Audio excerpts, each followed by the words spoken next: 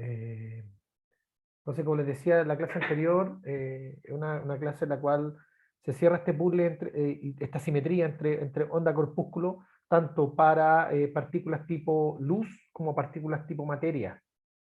A ambas se les llama partículas, ¿ya? Y también ahí por eso que el problema ahí con la pregunta esa del ticket que decía el muchacho. Eh, eh, el concepto de partícula, bueno, lo vamos a ver más adelante, lo vamos a ver al final del curso que es una partícula propiamente tal, pero en realidad uno puede hablar indistintamente de una partícula tanto para la luz como para lo que nosotros entendemos como constituyente de la materia, lo que le llamamos actualmente la materia bariónica y la materia bosónica, llamémoslo así, o fermiónica y bosónica, ¿sí?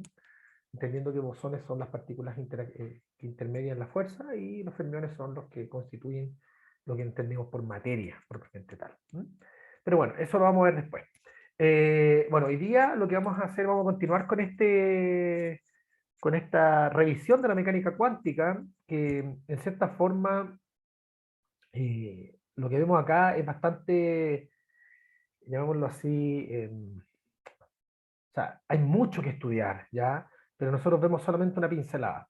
Entonces, como les dije, en la clase anterior se vio todo lo que el experimento ¿cómo se llama? De la difracción de electrones, ¿cierto? Que básicamente viene a demostrar que las partículas de materia se comportan como onda, tienen propiedades ondulatorias, ¿ya? Que era lo que decía Luis de Broglie. Y esto. Bueno, y hoy día entonces vamos a estudiar lo que es la función de onda propiamente tal, ¿ya? La función de onda. Entonces, sobre la base de lo anterior, de que la materia se comporta como onda, entonces la pregunta es, bueno, y entonces cómo podemos, formalizar esto, darle un framework un poco más general. Entonces, aquí les traigo una cita que me gusta mucho, y ustedes podrán inferir quién lo dijo. Dice, la mecánica cuántica es ciertamente impresionante, pero una voz interior me dice que aún no es la realidad. La teoría dice mucho, pero realmente no nos acerca más al secreto del viejo. Yo, en todo caso, estoy convencido que él, el viejo, no juega a los dados. Esto lo dijo, ¿saben qué lo dijo, no? Albert Einstein, Albert ¿no? Einstein, ¿cierto? ¿Y por qué traigo a colación esto? Porque en ese momento, y por eso que pongo aquí a Max Born, eh, que fue uno de los también padres de la mecánica cuántica, al menos de la formulación probabilística de la mecánica cuántica, que es la que aparece ahora, ¿ya? Que aparece a través del concepto de función de onda. Entonces, lo traigo a Einstein a colación porque Einstein tenía una percepción o una concepción, mejor dicho, de la mecánica cuántica o de la naturaleza que no era probabilística. No le gustaba el determinismo. Decía que todo tenía una causa, que nada era así por azar, sino que todo tenía una causa. Entonces a él le costaba entender esto de que por eso decía que el viejo, o sea, Dios, no juega los dados, decía. Él era creyente a todo esto, él era judío, pero era un judío ateo. Hay muchos judíos ateos, conozco varios. Eh, eh, Tiene hartas expresiones muy buenas, por ejemplo, él decía que la luz era la sombra de Dios, ¿no? Y un montón de cosas así. Bueno, entonces, la cosa es que apareció toda una corriente en la década en la segunda década bueno, tercera en realidad, entre el 20 y el 30, 1920 y 1930, apareció toda una nueva generación de científicos, que fue como la segunda camada, llamémoslo así, liderada, bueno, no sé si liderada, porque están en distintos lados, pero eh, entre ellos está Schrödinger, Heisenberg, que fue el principio de Heisenberg, que supongo que lo vieron en la clase anterior, y bueno, de Broglie, evidentemente, y aparecen los chicos maravillas que son Dirac, bueno, Dirac, Heisenberg y Schrödinger, también Pauli, que son la nueva generación que empieza a formular y a cambiar un poco o a pavimentar la mecánica cuántica como la conocemos hoy en día, en particular Pauli, perdón, en particular Dirac, que lo vamos a ver a Dirac lo vamos a tocar en física de partículas, básicamente. ¿Ya? Entonces, ¿qué sucedía? Estaba el concepto de que la materia también era onda, pero entonces, ¿cómo o qué onda es la que en realidad eh, está en juego? Entonces, el señor Schrödinger, inspirado desde luego en esta propuesta de Louis de Broglie y después del descubrimiento experimental de Davidson, ¿cierto? Él planteó un concepto que le llamamos actualmente función de onda. ¿Ya? ¿Qué es la función de onda? La función de onda es básicamente lo que caracteriza esta onda de materia, ¿ya? En particular. ¿Ya? Entonces, la función de onda, evidentemente, de acuerdo a lo que decía Schrödinger, ¿cierto? Era un objeto matemático, ¿cierto? Que me daba información de esta propiedad ondulatoria de la materia y que contenía en cierta forma o que se podía construir sobre la base de la energía que tenía esa partícula de materia o onda, como ustedes quieren llamarla, y el momento, ¿ya? Entonces, él decía que esa partícula, o mejor dicho, uno se preguntará, bueno, entonces, ¿qué ecuación de onda es la que satisface una función de onda de materia o una onda de materia? Entonces, Schrödinger partió, no voy a entrar en el detalle técnico de cómo él llegó. Esto tiene una base matemática bastante avanzada, llamémoslo así, de cómo uno puede inspirarse en esta, o cómo puede llegar a generar una ecuación de Schrödinger, o en qué se inspira Schrödinger para poder construir esta ecuación de onda, llamémoslo así, de las ondas de materia, que tiene que ver con un tema que se estudia en mecánica clásica avanzada, que se llama la ecuación de Hamilton-Jacobi, ¿ya? O procedimiento de Hamilton-Jacobi, que no vale la pena mencionar, pero básicamente es una ecuación diferencial de segundo orden, parcial, que uno tiene que resolver para poder encontrar un tipo de transformaciones que existen en la mecánica clásica que nos permiten resolver problemas de forma exacta, ¿ya? Entonces, seguro Schrödinger sabía de eso, y él inspiró su solución a, o su ecuación, digamos, con esa, y se dio cuenta que en realidad la función de onda satisfacía, o mejor dicho, la función de onda de una partícula de materia debe satisfacer la ecuación de Schrödinger, eso, no al revés, ¿ya? No es que uno ponga la ecuación, la función de onda y diga, ah, ¿cuál será la ecuación? No, dijo, mira, esta es la ecuación que tiene que resolver por tal y tal cosa, ¿ya? Vamos a entrar en detalle. Entonces, pero había condiciones que deben satisfacer estas funciones de onda, condiciones genéricas, ¿ya? Entre ellas están las condiciones de borde, que son extremadamente importantes a la hora de cuando uno quiera cuantizar cosas, ¿ya? Eh, y lo vamos a ver más adelante, sobre todo en el caso de los pozos de potencial. Entonces debe satisfacer algunas condiciones de borde. Y otra cosa es que uno debe recordar que si es una onda, entonces debe existir. Piensen que esto, lo que ustedes ven ahí, que se los pongo así como de sacado debajo de la manga, tiene la pinta, precisamente tiene el aspecto de lo que era una onda plana. Una onda plana se puede escribir de esa forma, ¿ya? Entonces, y por lo tanto, si es una onda plana, uno podría en principio decir, bueno, entonces debe tener número de ondas y obviamente también debe tener frecuencia, ¿sí? Que es lo que caracteriza una onda. ¿Y cómo uno escribe o cómo uno rescata de esta expresión lo que es el K y lo que es el omega? Bueno, básicamente si es que definimos esto de esta forma, entonces podemos decir que el K viene dado por esta expresión, de acuerdo a lo que puse acá arriba, ¿sí? Y por lo tanto, digamos, si queremos ondas periódicas, evidentemente, esto tiene que estar relacionado con la longitud de onda, ¿no? La longitud de onda que conocemos comúnmente. Y el otro término, si queremos escribirlo digamos, a la Maxwell, llamémoslo así, ¿ya? Uno dice, bueno, el omega que tengo acá, o el omega que tiene la función de onda, en realidad yo puedo reescribirlo en términos de ese E que puse ahí, arbitrariamente hablando, dicho sea de paso, de esta forma. Entonces, esta relación que hay aquí, este primer igual es el que relaciona las cantidades, estas cantidades con las variables k y omega, y el segundo igual es lo que yo impongo para decir que existe una periodicidad, ¿cierto? Tanto en el espacio como en el tiempo. Entonces, una de las primeras cosas que aparece, por eso que puse a Max Born en la fotografía, Max Born básicamente fundó lo que es la escuela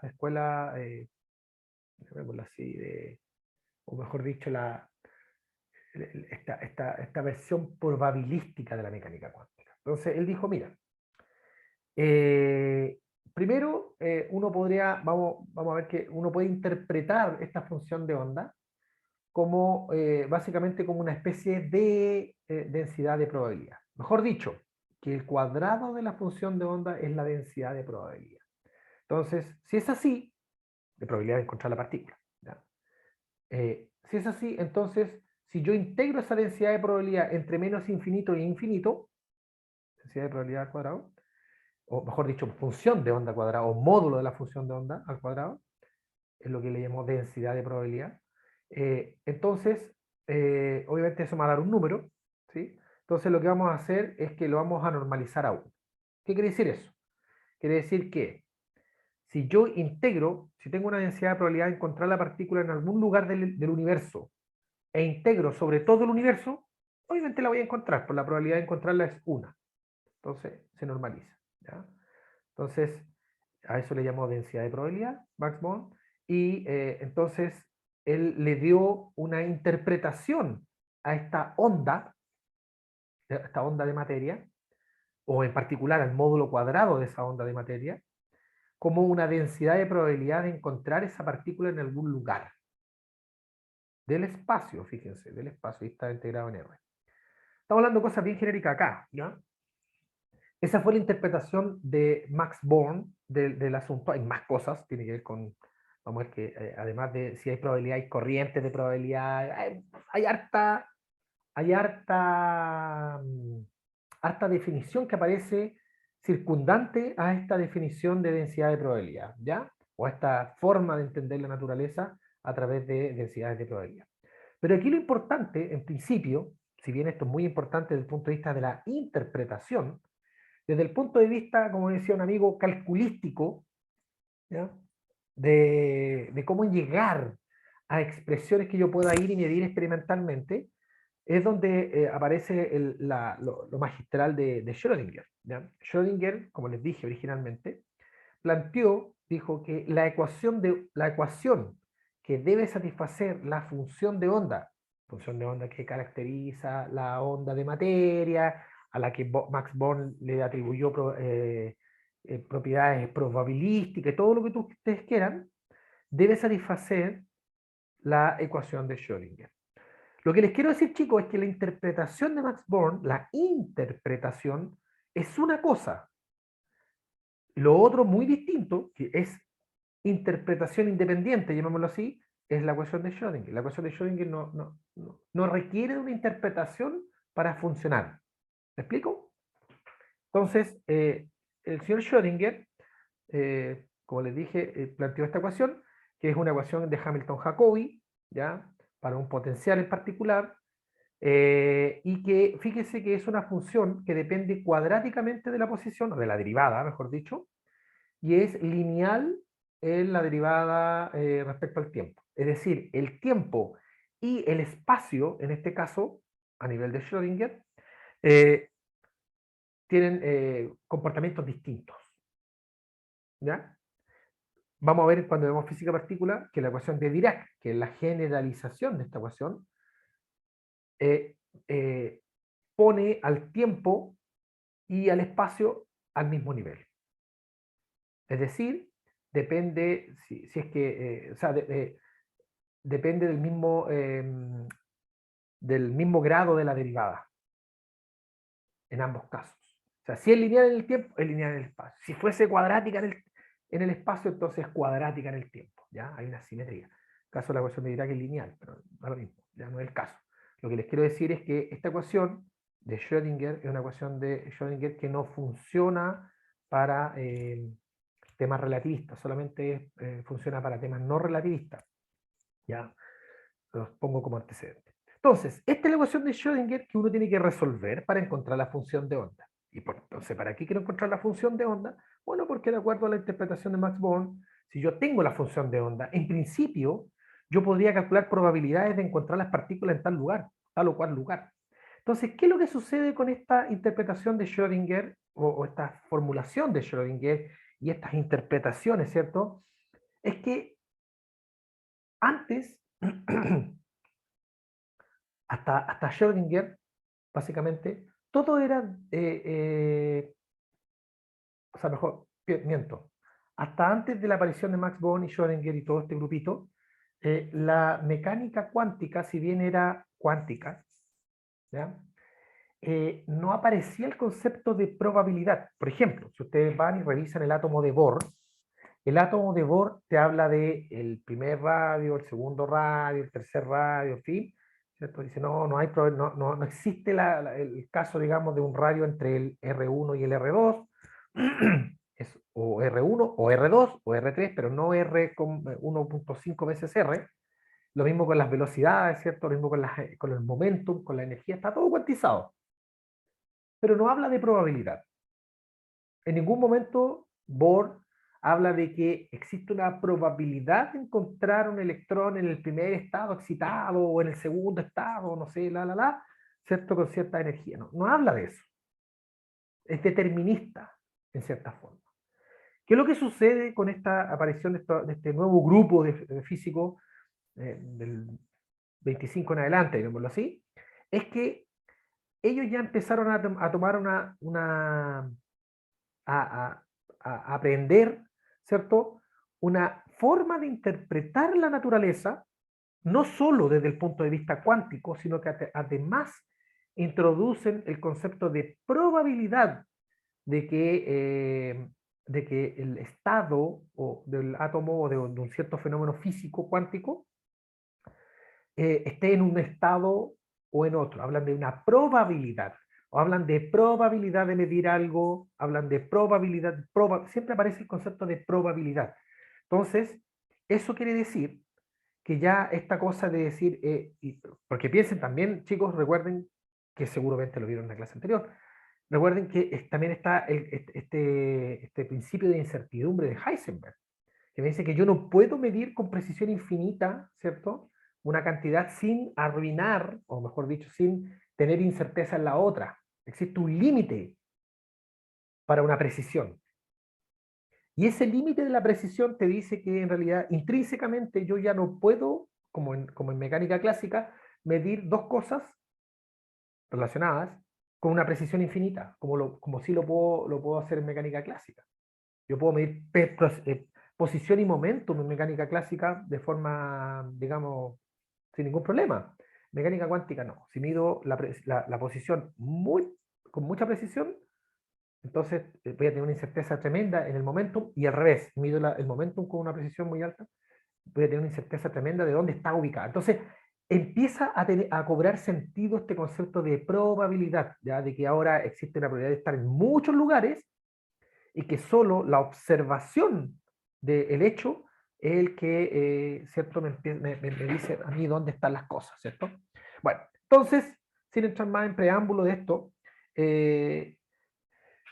lo que sucede en esta ecuación de Schrödinger, o que planteó Schrödinger, es que, en efecto, existe una conservación de la probabilidad. ¿Qué quiere decir eso? Que las cosas no aparecen ni desaparecen, ¿cierto? Sino que pueden estar en lugares diferentes, ¿ya? Y existe una probabilidad de encontrarla en un lado o en otro, pero si yo recorro todo el universo, la voy a encontrar, ¿ya? Eso es lo importante. Entonces, a nivel de conservación de probabilidad, hay trucos matemáticos, uno multiplica la ecuación de Schrödinger por esta cantidad conjugada, después la multiplica por la cantidad no conjugada, en fin, ¿ya? Y entonces, si multiplicamos eso y multiplicamos la ecuación de Schrödinger por esa cantidad y menos la ecuación de Schrödinger por esa otra cantidad, ¿ya? Uno puede construir la cantidad 1 menos 2, esa menos esa, Y al hacer este truquito, obtengo esto, ¿ya? ¿Por qué es importante encontrar esto? ¿Ya? Esto es para que ustedes lo guarden ahí, ¿cierto? En su cuadernito.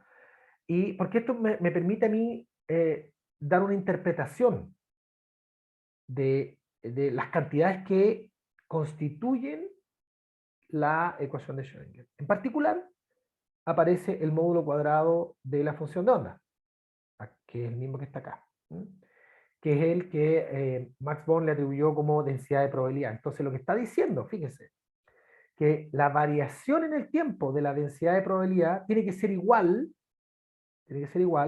a menos, esto es variación también, menos la variación de esta cantidad, que es un vector. Es un vector porque hay un vector. El gradiente de algo es un vector, ¿cierto? Entonces, lo que me está diciendo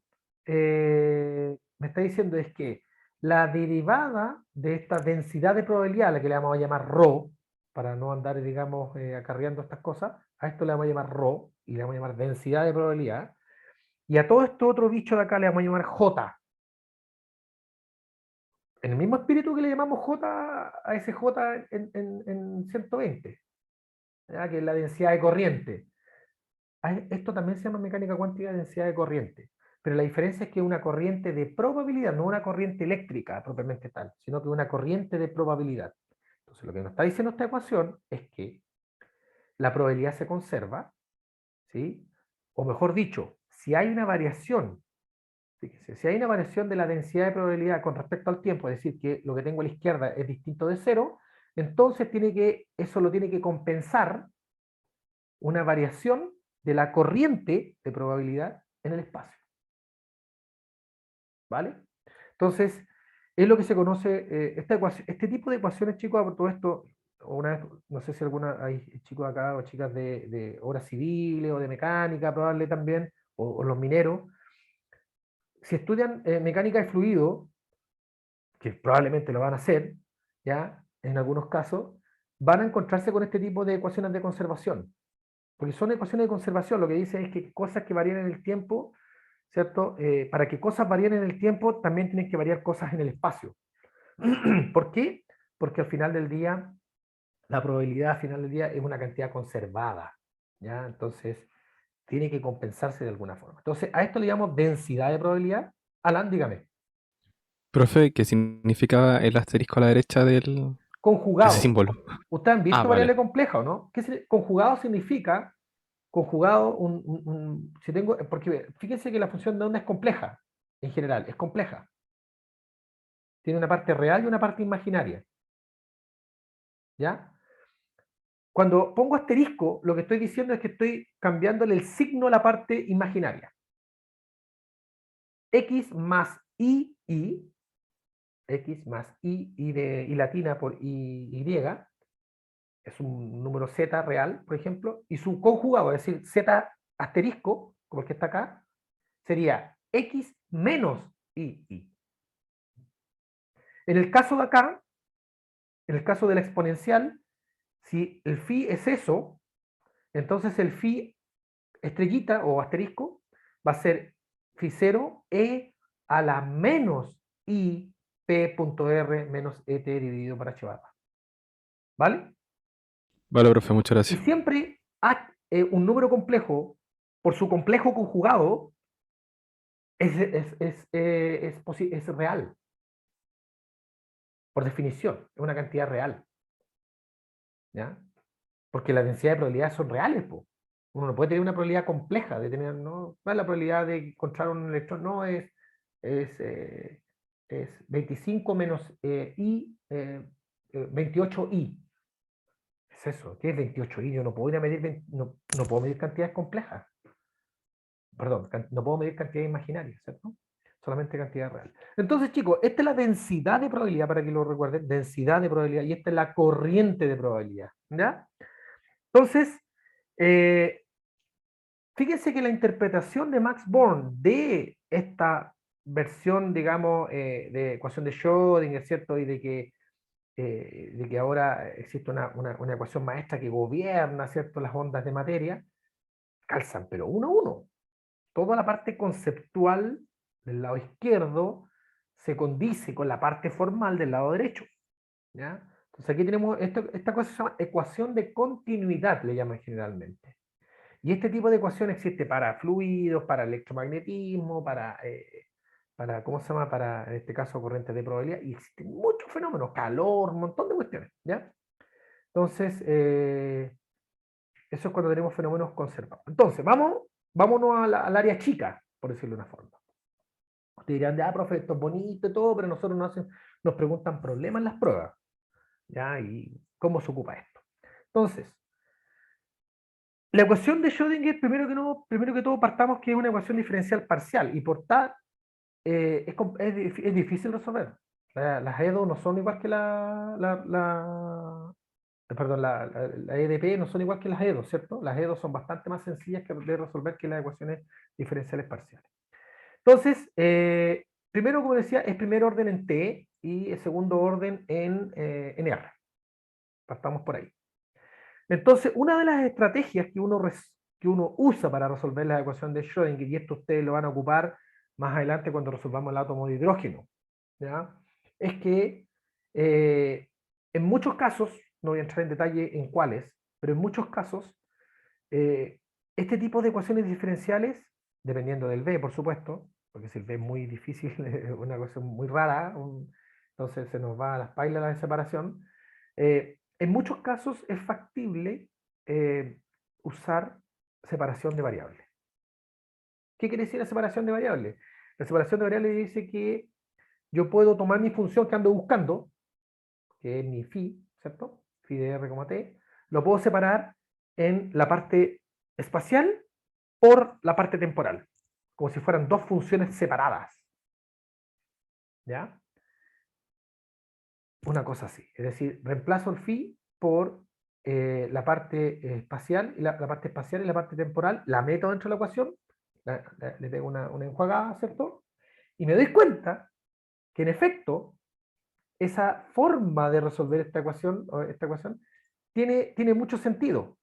Por ejemplo, si nosotros decimos que el potencial depende únicamente del tiempo y no de la posición, perdón, depende únicamente de la posición y no del tiempo, por ejemplo, el potencial tipo Coulomb. Pensemos, por ejemplo, adelantemos un poco el átomo de hidrógeno, un tipo Coulomb, o un tipo oscilador armónico, que no depende del tiempo, sino que depende solamente de la posición, como en este caso.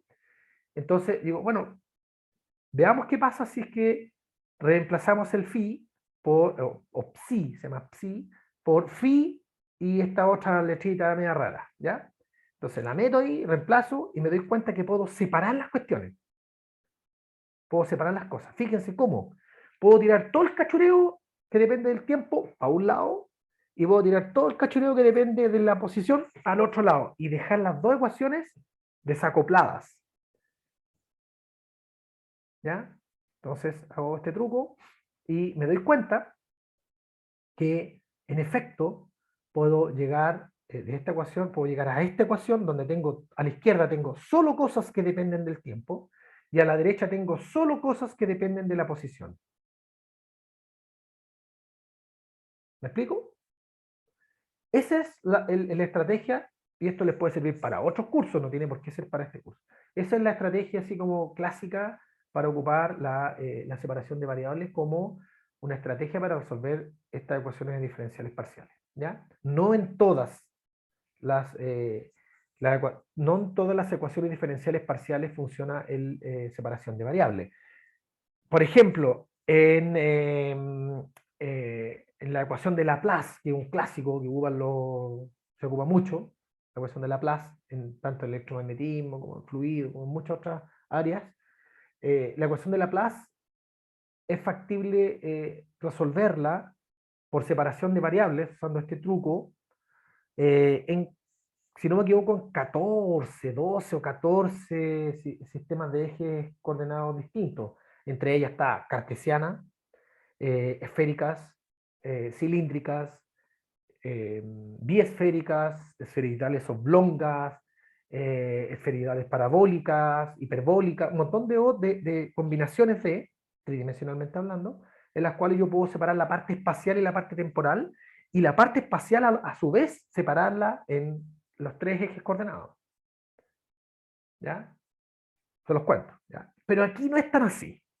Y en particular menos cuando hablamos de el potencial, porque ese potencial nos puede arruinar posteriormente el separar la parte espacial en la parte X y Z, R, teta, phi, o rho, rho, z y phi, en el caso de la cilíndrica, en fin, nos puede arruinar esa separación por cómo depende el potencial. ¿Ya? Hay que tener cuidado. Pero en este caso todavía no hemos hablado de eso, no queremos entrar aquí, está en un curso de ecuaciones diferenciales parciales. Yo solamente le estoy mostrando el truco genérico. Entonces, separamos la ecuación en la parte temporal y la parte espacial. Ya la tenemos ahí separada. Luego, ¿cierto? Como son variables independientes, porque la parte temporal y la parte espacial son linealmente independientes. ¿Ya? Una cosa no tiene nada que ver con la otra. ¿Ya? Entonces, uno puede decir que todo eso es una constante. Y por tanto, todo lo que está a la derecha también.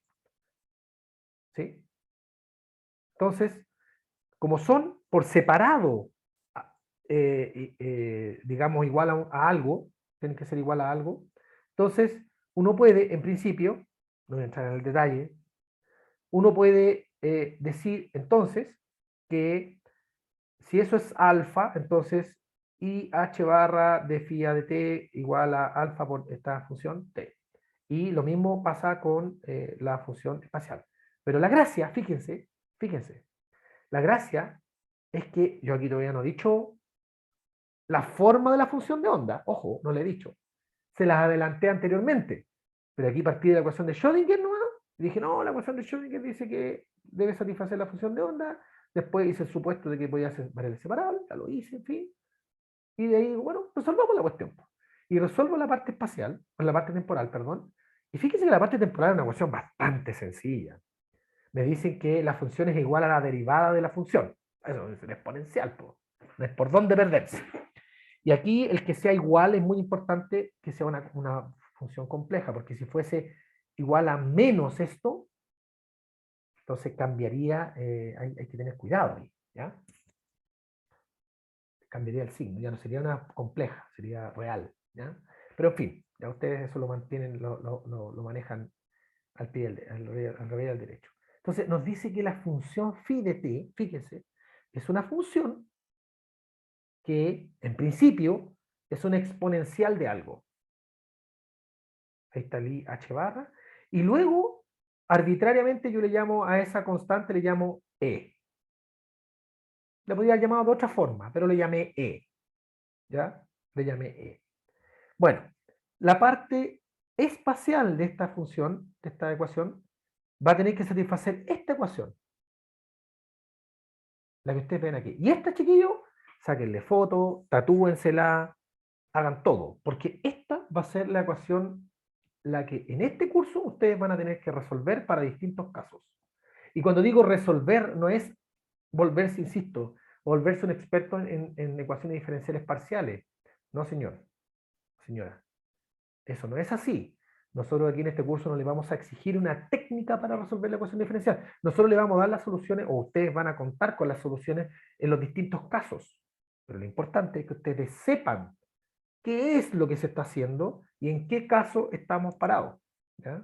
Entonces, la parte temporal la tenemos, va a ser esa, va a ser siempre igual.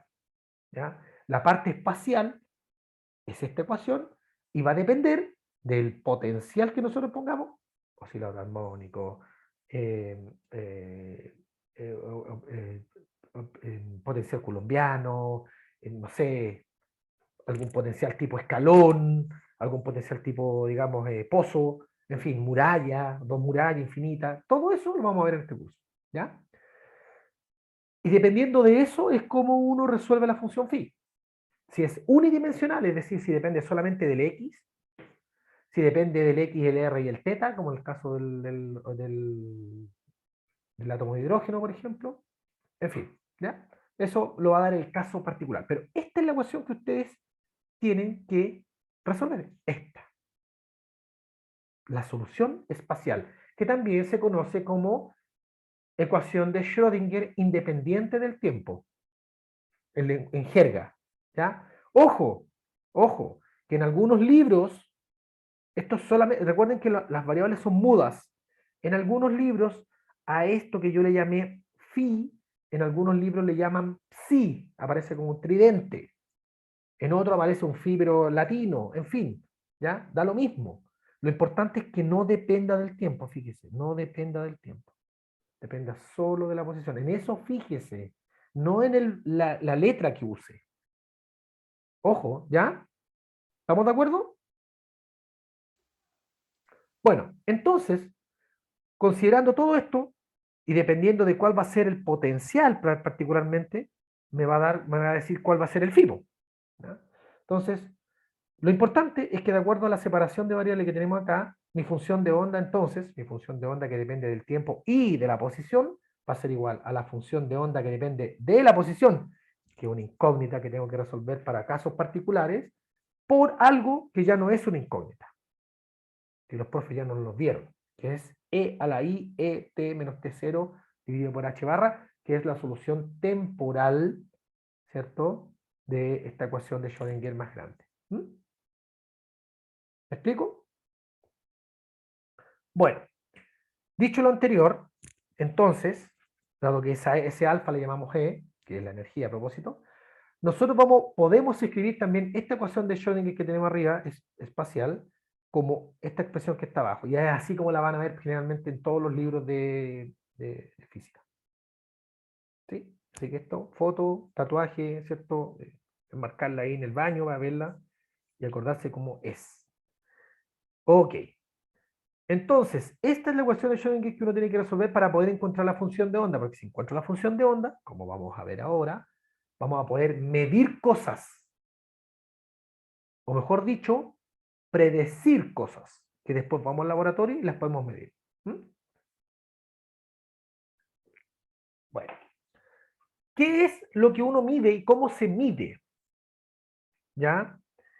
Eh, primero,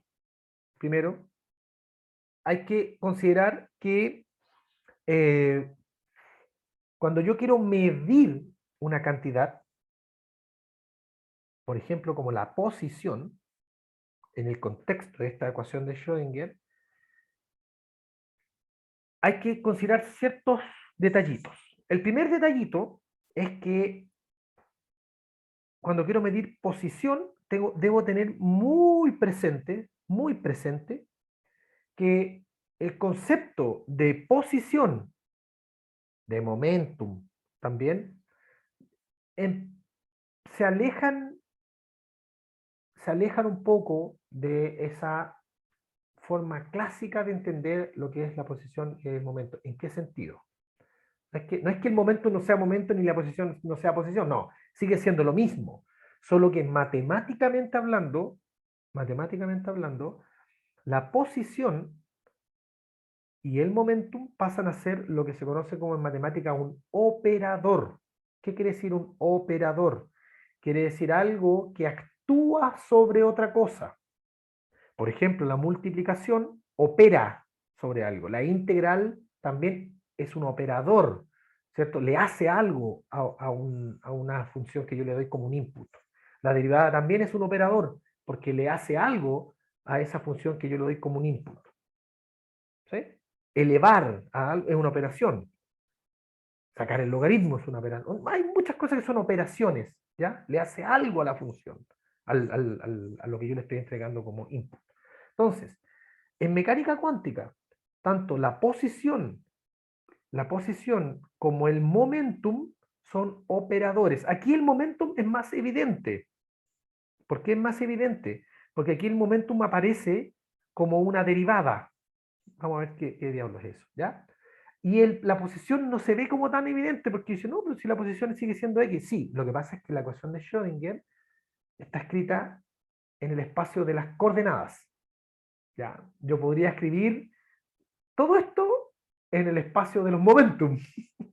¿Ya? No los quiero marear con eso porque no es un tema que vamos a ver en este curso, a través de lo que se conoce como la transformada de Fourier. Las transformadas de Fourier me permiten a mí escribir estas cuestiones en el espacio del momentum. Y ahí el momentum se va a ver como momentum, como P, pero la posición va a adquirir una cierta forma, también así como una operación, ¿ya? Pero no va a haber eso. Pero se lo adelanto por si algunos, sobre todo los que van a ver transformadas de Fourier, los eléctricos se peinan con ese tema. Ya, los eléctricos ya prácticamente no ven las cosas en el espacio de coordenadas, ven siempre en el espacio de Fourier. Cuando uno ve las ondas, es mucho más fácil interpretar todo a través digamos, de transformadas de Fourier. Pero no quiero entrar en ese tema, ¿ya? Entonces, posición con gorrito arriba es operador. En el caso de esta ecuación, es trivial, es X. El X gorrito es X. El X gorrito cuadrado, es decir, la posición al cuadrado, ustedes dirán, ¿y por qué me interesaría saber la posición al cuadrado? Vamos a ver por qué. ¿Ya? Pero el gorrito cuadrado es X cuadrado. ¿Ya? ¿Qué pasa con el momentum? El momentum con gorrito arriba, desde el punto de vista de Schrödinger, o del punto de vista de la ecuación de la mecánica cuántica, viene dada por esta expresión. Y veces, en algunos casos le ponen IH barra, pero bueno, y veces la derivada. Bueno, lo importante es que es proporcional a la derivada, eso es lo que quiero decir básicamente. Que el momentum en mecánica cuántica es proporcional a la derivada con respecto a la posición del asunto. Si es tridimensional, voy a tener Px, Pi y Pz. De X, de Y y de Z. ¿Ya? Ojo. P cuadrado va a ser la derivada cuadrada o la segunda derivada de este asunto. ¿Mm? ¿Por qué es importante conocer la posición y su posición al cuadrado, el momentum y el momentum al cuadrado? Porque desde el punto de vista del error de la medición, porque cuando yo voy y mido en un experimento, hay un error intrínseco en la medición, probabilístico, que tiene que ver con esto. El error en la medición, el delta o la diferencia, el error que yo cometo en medir algo, ¿qué algo? A. Estoy midiendo A. Quiero medir A. ¿Sí? Pero el error en medir A va a ser delta A. Y ese delta A se construye desde el punto de vista probabilístico como lo que se conoce como la varianza. ¿Ya? O sea, va a ser el valor de expectación, es decir, vamos a ver qué es lo que es el valor de expectación, de la cantidad al cuadrado que estoy midiendo, menos el cuadrado de la cantidad que estoy midiendo. Cuando esa sustracción sea igual a 0, quiere decir que le pegué el palo al gato, ¿cierto? Seco. Cualquier otro número es que hay una pequeña desviación. La raíz cuadrada de eso, que es esto, anótenlo, es el error en la medición. Entonces, ustedes se preguntarán, bueno, ¿y qué es el valor de expectación A cuadrado? ¿Qué es el valor de expectación de A?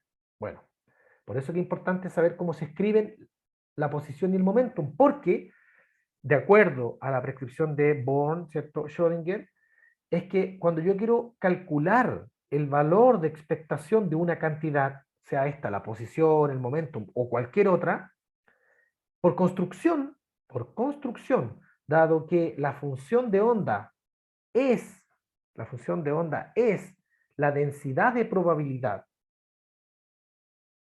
¿cierto? Es la densidad de probabilidad. Entonces, cuando yo, por ejemplo, quiero encontrar el valor de expectación de xn, por ejemplo, esto debe ser entre menos infinito e infinito en principio, ¿ya? Voy a integrar entre el límite inferior, el límite superior, ¿de qué cantidad? Fíjese, de la función de onda conjugada, y hago como un sándwich, ¿ya? De la cantidad que quiero medir, fíjense, x, y luego la función de onda normal. Cuando el x es igual a 1, entonces rescato de nuevo la posición, o sea, la función de onda al módulo cuadrado, que es la densidad de probabilidad. Cuando quiero hacerlo con el cuadrado, pongo el cuadrado. Cuando quiero hacerlo con el p, pongo el operador p. Cuando quiero hacer el p cuadrado, pongo el operador p cuadrado. ¿Ya? Ahí hay un i que me faltó, por eso que le decía que es proporcional.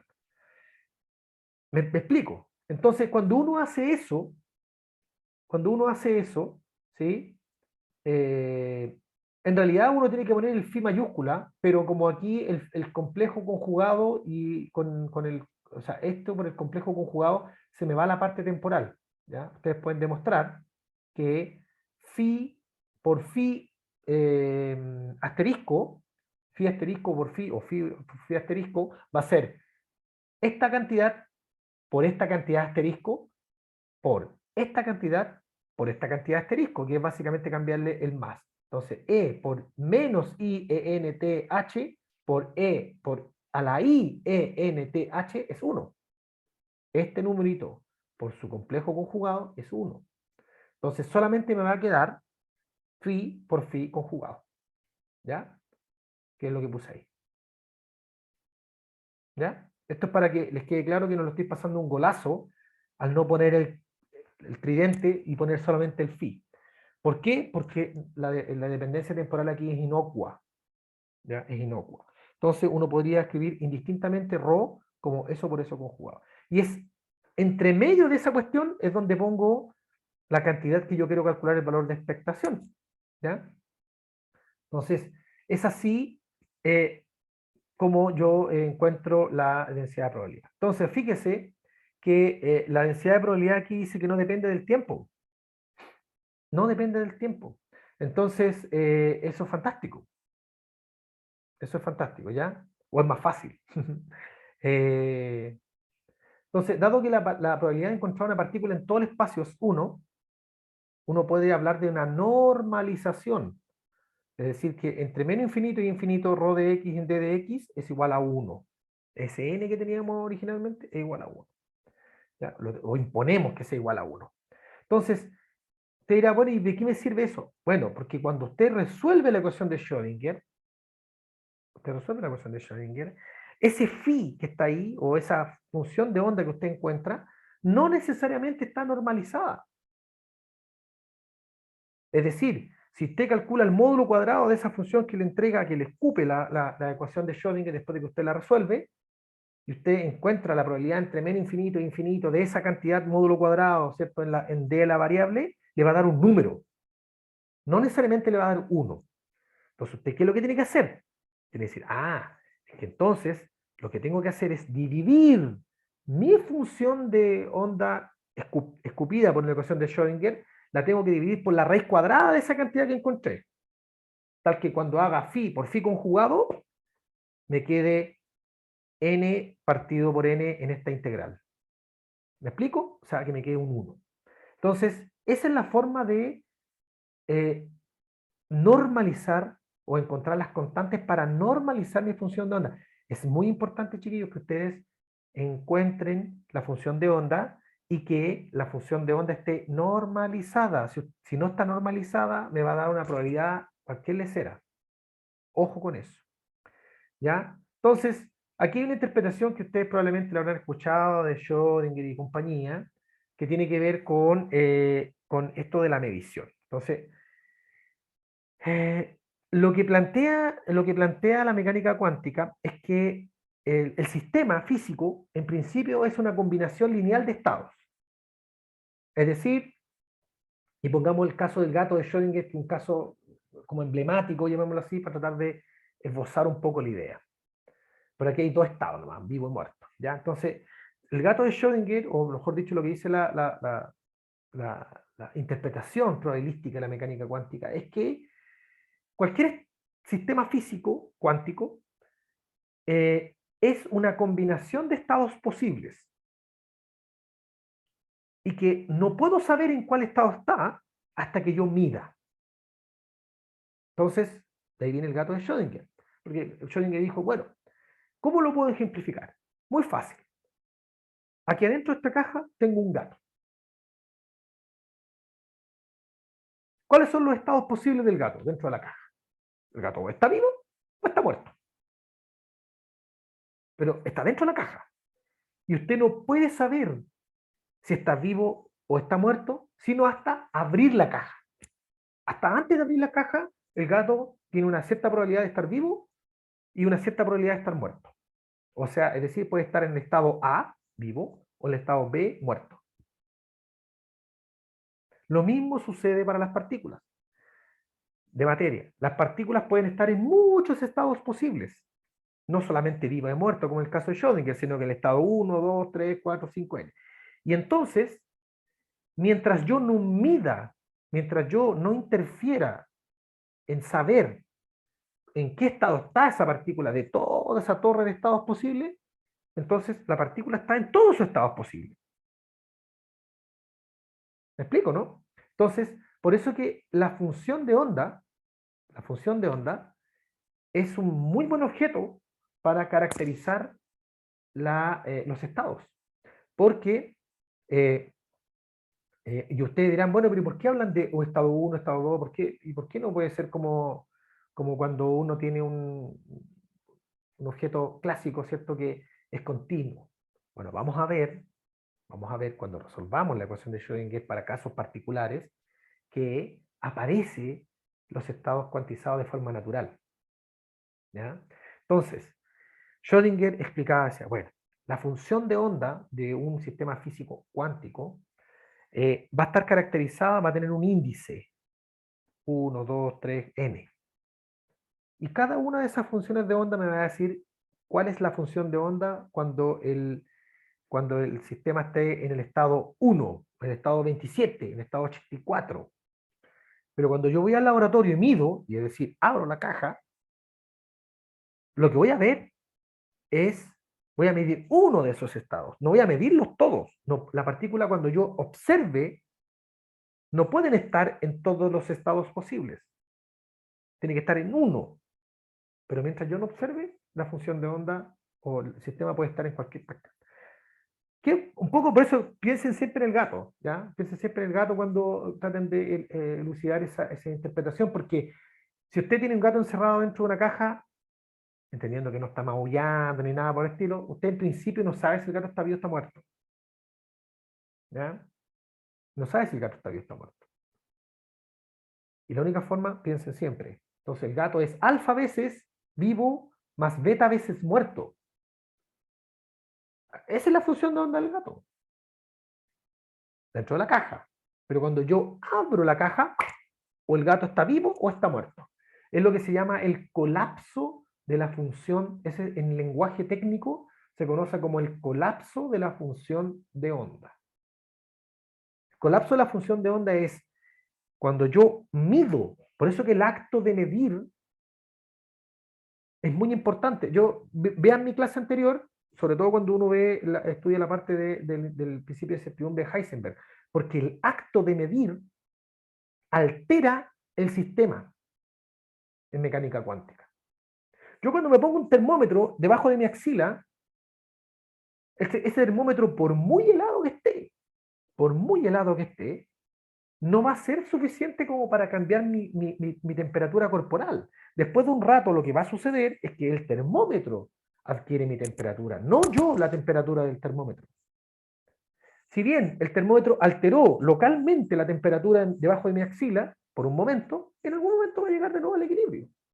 Entonces, esa medición no está alterando el sistema, pero en mecánica cuántica sí, porque cuando usted quiera medir algo cuántico, o va a alterar el momentum o la posición en un cierto rango, pero no puede no alterarlo.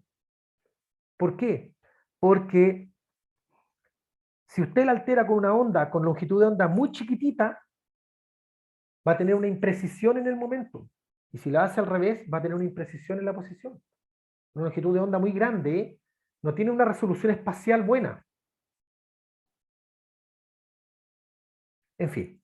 Entonces, esto hay que darle vuelta, chiquillos. Esta cuestión no se aprende en una o dos clases. Uno tiene que estudiar, leer. Yo le aconsejo que por favor lean los libros y empápense, bombardeense con cosas, porque la mecánica cuántica es muy complicada de entenderla.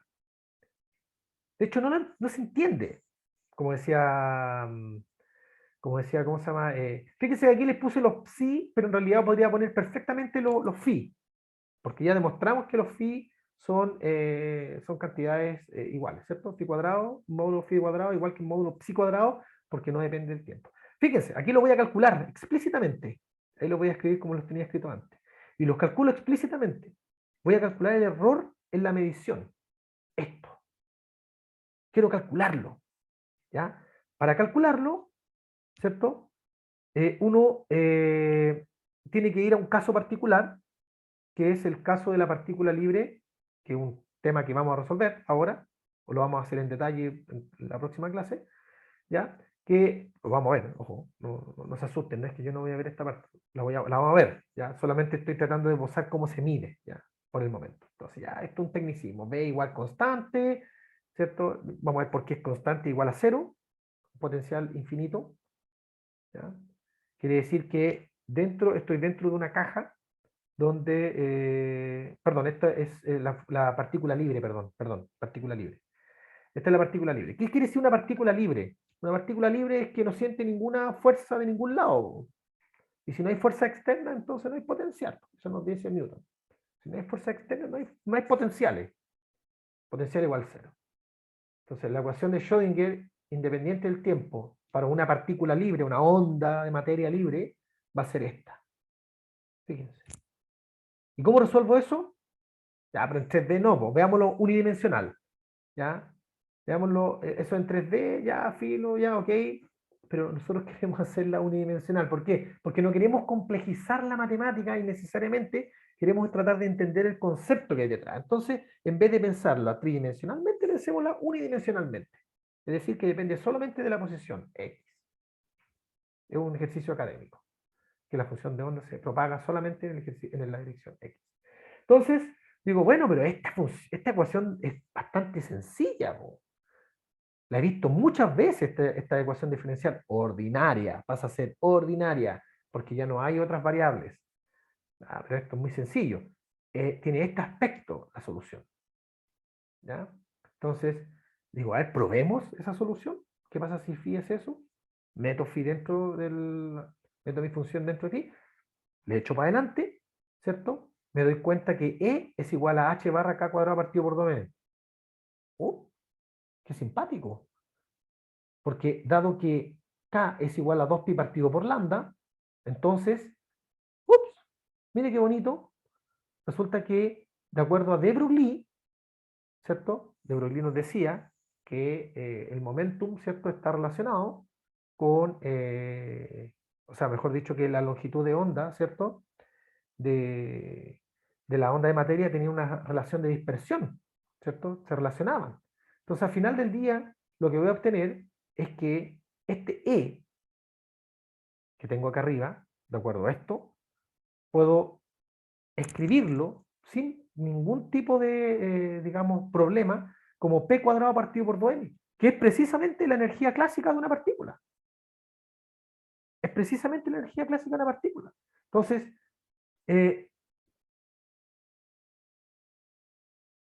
lo que quiero decir con esto, chicos, es que en el caso de la partícula libre, fíjense, la energía de una partícula libre, por mucho que sea una partícula de materia, fíjense, todavía respeta esta relación clásica de energía.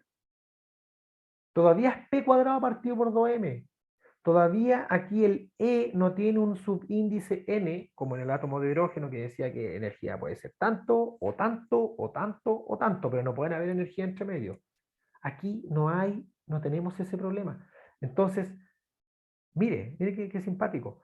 La función de onda, por mucho que nosotros hayamos resuelto la ecuación de Schrödinger, por mucho que hayamos hablado de funciones de onda, a la mecánica, a lo Born, ¿cierto? A lo Schrödinger, aquí no se ve cuantización. No hay cuántica. ¿En qué sentido no hay cuántica? Que los estados de la partícula son continuos. No hay una energía para un estado para otro. Ese es el caso libre, ¿ya? Es el único caso en que la ecuación de Schrödinger no me arroja cuantización de la energía y de los estados, de los distintos estados. Entonces, raya para la suma de la clase de hoy día. Primero, se plantea una ecuación que las ondas de materia deben satisfacer, se llama ecuación de Schrödinger. Segundo, esa ecuación de Schrödinger, para efectos de este curso, nos va a importar solamente la que se llama ecuación independiente del tiempo, es decir, solamente la parte espacial. Su solución, la solución de esa ecuación de Schrödinger, va a depender del potencial el cual yo esté mirando. Me di cuenta que cuando hablo de potencial igual cero, es decir, una partícula libre, no aparece la mecánica cuántica. Y eso va a aparecer en la otra clase, con todos los otros ejemplos que vamos a dar. ¿Ya? Tercero, la función de onda admite una interpretación probabilística. Esa interpretación probabilística, ¿cierto?, que dada por Born y compañía, habla de una densidad de probabilidad que se construye en base a la función de onda, el módulo de la función de onda. Quinto, cuando quiero calcular alguna expresión, algún error en la medición, ¿ya?, el delta, necesito calcular o sanguchar por la izquierda y por la derecha, ¿cierto?, esta función asterisco, que es conjugada, lo que quiero calcular como valor de expectación y la función de onda. Y tengo que integrarla a los límites que corresponden. Para construir ese delta algo, necesito encontrar el valor de expectación del algo, pero también el valor de expectación del algo al cuadrado. O sea, ese algo, posición, momentum o lo que sea que nos pidan que calculemos. Vamos a ver más adelante, cuando tengamos más tiempo, ¿cierto? Y ya tengamos hayamos resuelto la ecuación de Schrödinger para el potencial infinito y otros tantos, vamos a mostrar, les voy a mostrar, que si uno hace ese cálculo del delta X, ¿cierto?, vamos a encontrar que la diferencia o el error en la medición es compatible con, o respeta, mejor dicho, el principio de incertidumbre de Heisenberg. En las cantidades que uno quiera calcular, siempre ese delta, lo que sea, delta de momentum o delta X, siempre va a estar dentro del rango de lo que me dice el principio de certeza de Heisenberg. Eso es notable porque eso nos quiere decir que esta cuestión está bien construida, no es azaroso. O sea, de hecho, por eso que es tan importante estudiar esto, porque esto sienta las bases para construir después un formalismo detrás de la mecánica cuántica, que ya empieza uno a despegarse, digamos, de la parte interpretativa, porque se vuelve tan formal y tan robustamente, tan matemáticamente robusto, que empieza uno a perder el olfato en esta cuestión.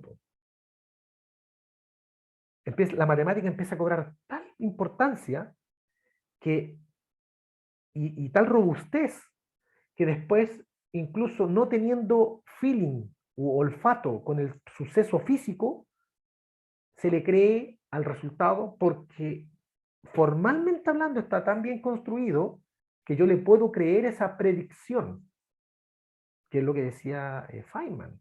Feynman decía, nadie entiende la mecánica, y por eso lo dice Feynman, no es que nadie entienda los comienzos de la mecánica cuántica, eso lo entiende la gente. Lo que no entiende la gente es precisamente esto cuando ya se escapa. Es tan compleja la naturaleza que se está estudiando, pero se puede calcular. Ese es el punto. Y ahí es donde decía Feynman eso, que nadie entiende la mecánica cuántica, solo la usa. Lo dice Feynman porque él, que llegó a lo máximo de la interpretación de esto, también lo hacía. Para que ustedes quieran. Pero en este curso nosotros vemos los albores. Y hasta ese momento todavía uno tiene donde que agarrarse. Pero de aquí en adelante uno se van a dar cuenta, chicos, que después se pone muy técnico. Y después la interpretación se va un poquito a las pailas. Cuesta mucho agarrarlo. Con la ecuación de Schrödinger yo la veo y digo, ¿y de dónde sale esto? Como les dije, el sustento de la ecuación de Schrödinger es una cuestión más formal que se llama la ecuación de Hamilton-Jacobi. Y después la ecuación de Dirac es aún más compleja. Es muchísimo más compleja que la ecuación se ve más compacta, pero es más compleja. Y ahí uno empieza a perderle la pista a la cuestión para arriba. Eso, chicas, chicos. Tengo que dejarlo porque tengo una